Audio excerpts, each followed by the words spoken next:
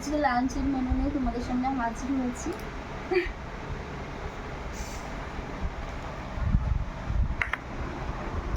শুকনো ডিম কারি,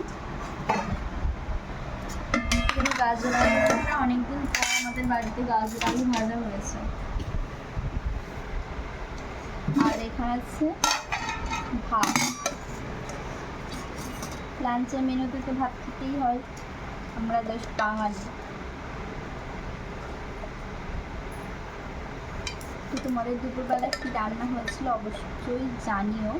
হয়েছে, তোমাকে অল্প করে ভাত দিয়েছি, ভাত লাগিয়ে নিয়ে নেবে, ঠিক আছে।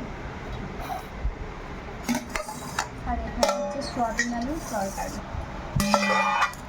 আর সোয়াবিনটা আজকে অন্যভাবে রান্না করেছি। সোয়াবিনটা প্রথমে জল দিয়ে ভিজিয়ে রেখেছিলাম, তারপরে লঙ্কা, হলুদ, নুন আর হচ্ছে বেসন দিয়ে মাখিয়ে তারপর ভেজেছি। তোমাদের দাদাভাই বলছে কি অন্যরকম। হ্যাঁ ঠিক বললো, ওই জন্য ক্যামেরাটা অফ করে দিয়েছিল। আর এখানে আছে লবণ।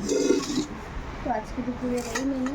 তো এই যে দেখো, সয়াবিন আলুর কষা, আর এখানে ডিমের কষা, আর দুটো ডিম আছে, এখানে ভাজা ডিম আছে, সেদ্ধ ডিম আছে। আমি ভাজা ডিম খাবো, তোমাদের দাদাভাই সেদ্ধ ডিম খাবে, আর এখানে গাজর আলু ভাজা। তো চলো খাওয়া দাওয়া করে নিতে।